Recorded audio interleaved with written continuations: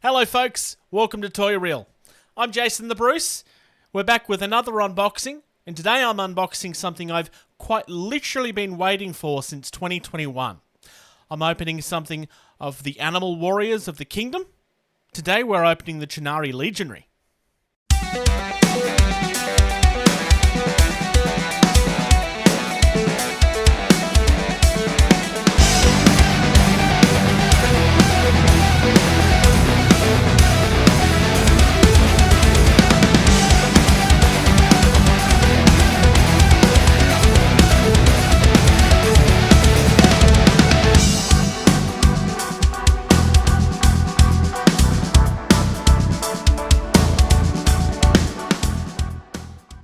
So Animals of the Warrior Kingdom is a series of figures done by SperoToys. The man behind it is Jason Bienvenu.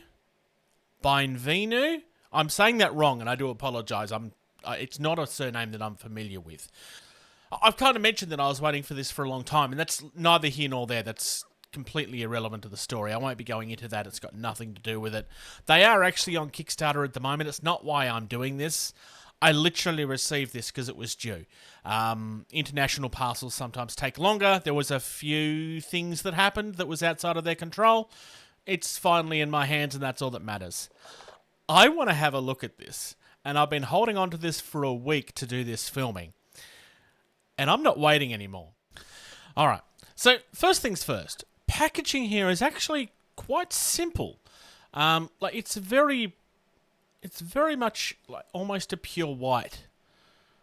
And it, if anything, makes the background stand out even more. I mean, everybody kind of goes really overboard with like the graphic design of their packaging. And this is just really, really simple in comparison. But I don't mean this as a criticism, quite frankly. It looks really pretty. And it actually makes this artwork stand out really nicely as well. It's a really nice piece of artwork. We also get an idea here of everything else that came in the line. So I also got this guy. And I also got a version of this guy, but it's not this one that I got. I just really, really like it. Little bit of a warning here. Please note that joints can become stiff during the shipping process. Due to drastic temperature changes, please warm all joints before posing your figures for the first time. This can be achieved with a hairdryer or warm water. So, we've seen this warning before. This is something that's quite common with high-end figures because they don't want people to assume that this is a fault with the product. It's generally how things are designed to be. So, having a look at the backdrop first, it's not actually a pure orange. It's kind of a gradient starting from here and blending outwards. So it starts with the corner. It's nice and simple, but it really does work. In here we have everything that comes in the box itself. First things first, we don't have a separate head. We have a helmet that just fits perfectly. Like, seriously, this just works. So why do we have to have separate heads for every figure that we have, right? Seriously, this works. I don't have a problem with this. Why do more figure lines not do this? Obviously, there's a reason, but this is the point where I want to sit here and go, I'd like somebody to tell me what this reason is, because quite seriously, this works. It doesn't look too large. Yes, it's obviously a flexible plastic, and I know that some people don't like these flexible plastics, but it's never a problem with the material, it's how you use the material, right? I'm sorry, this is used to perfection. Let's have a look at some of the details on the actual helmet. Look, we actually have some really decent details in the sculpting too. Now, I guess if I had to pick a downside, I would say that it doesn't quite look like it matches the rest of his armor, but because they've painted that one particular area, it also means that it looks deliberate in that manner as well. Though, in saying that, how long this will last when it's flexible is another question. But this looks magnificent. There's no paint on the inside. That maroon colour is the actual colour of the plastic in this case. And it's really nice. I would argue far better than it has any right to be. Like, alone, already. I've looked at what to some people may be the most boring thing in the set. I'm already quite outstanded by this. Let's look at the shield. Obviously, we saw this in the artwork. My first thought when I was looking because it's been years since I backed this, so I don't remember all of the details of it. But my first thought when I looked at the artwork was, geez, I hope it looks the same in the figure. And I think, personally, it looks better in person. I do think it looks better in person. Sculpting on the back is quite simple. It kind of looks like it's been woven to make this design. I really, really like this. This figure here, so this part here appears to go on this as a way to hold the shield. That appears to be what this is for. I will be working that out over time, obviously. And it appears that you can put it in either way, so that you can easily change which hand is holding it. Again, I really like that. In the orange bag, we had all of these spare hands, plus that piece there, and this piece here. Hands looking really nice. Painted very nicely with its browns and its greys. We've got another relaxed hand here. So we've got a left and a right of that. And we have a left and a right of the punchy fists, because you always need to have punchy fists. In the weaponry, we have this lovely looking sword that has a hole in the bottom. You can probably figure out why already. We also have this lovely, I'm going to say dagger, which is just an item in and of itself. Lovely, lovely looking blade. I really love the look of this. And then we have a staff, right?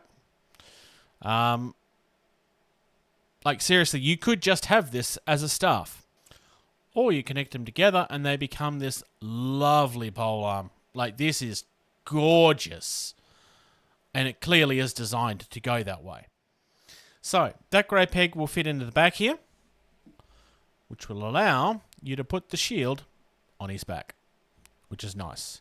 Speaking of, let's have a look at this figure, shall we? This Legionnaire has the grumpiest look I have seen on a figure in quite some time. Like, he just looks really, really grumpy. The metallic armor is gorgeous. And can I just say, I love the fact that it's metallic. It just works really well.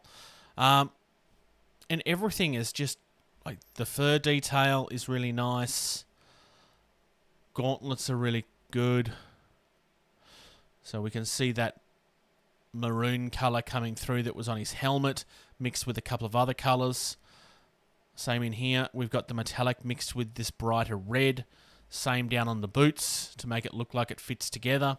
So this is where our putting everything together makes sense. This blue kind of stands out. It's the only thing that's blue on the entire figure. But time to get some action. We have a lovely butterfly joint here in the side. It is a very obvious butterfly joint, but he can shrug his shoulders back and forth quite nicely. So he can come forward. So relaxed position. Forward about 20, 30 degrees. And backwards roughly the same. Can stretch his arm out straight. But you would need to pivot it to continue any further. The pivot is tighter. I'm being gentle with this though for obvious reasons. Has some natural clicking points straight up, straight forward, straight down, and then straight back. Just kind of clicks into place.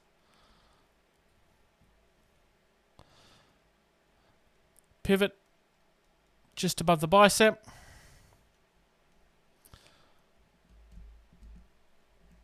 Has a double elbow.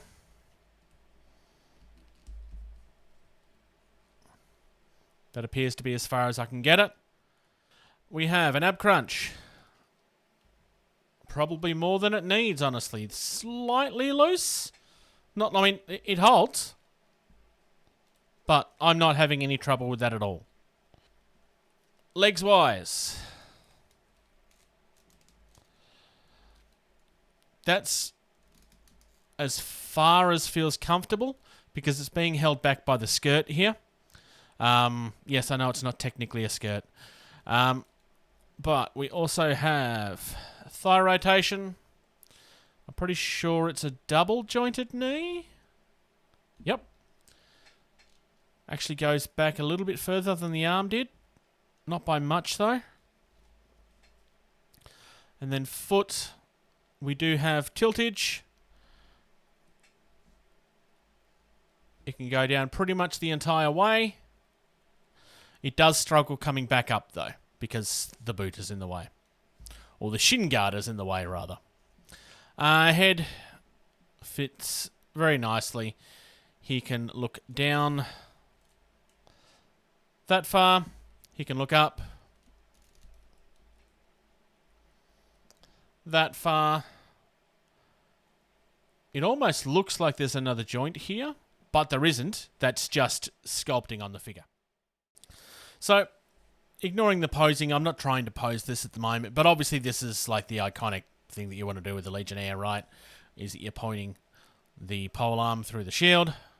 Is this actually a pole arm? So, I keep on calling this a pole arm, but it's not. It's a sword staff. Argue with me in the comments if you want. I'm not really a medieval history buff, so I'm probably getting that wrong. But, like I said, this is the iconic thing that you want to do with it, right? So it does fit through. The reason I discovered this while trying to put it together, that this comes in two parts, is that it's kind of too hard for him to grip it otherwise. You kind of have to take this off and pull it through, and then put it back together. The dagger looks quite nice in the hand. He kind of wants to sing about his friends and how his arm is complete again. If you get the reference, put it in the comments. It's really hard not to be impressed by this, honestly. He's just gorgeous. And I'm sorry, but the Magneto helmet is fantastic. And I love the fact that it's a separate piece. And it just looks right. Seriously. Why is this not done more? I don't understand why it's not been done more frequently. Obviously, there's a reason, but like, how is that not phenomenal? So there we are. That's the Chunari Leguionary. I have put him back in the box for the moment because I just want to keep this for a moment. I'm still working out my display behind me and figuring out what's going in there. But until I make those decisions, I want to look after this. I waited for a very long time to get it. I don't want it to get ruined. So definitely worth the wait as far as I'm concerned. There is a story behind this. I may actually go into it in the last of these videos. It's just something that happens, honestly. I am extremely happy. This episode of Toy Reel is proudly brought to you by Cool Toys Club and Joy Toy World.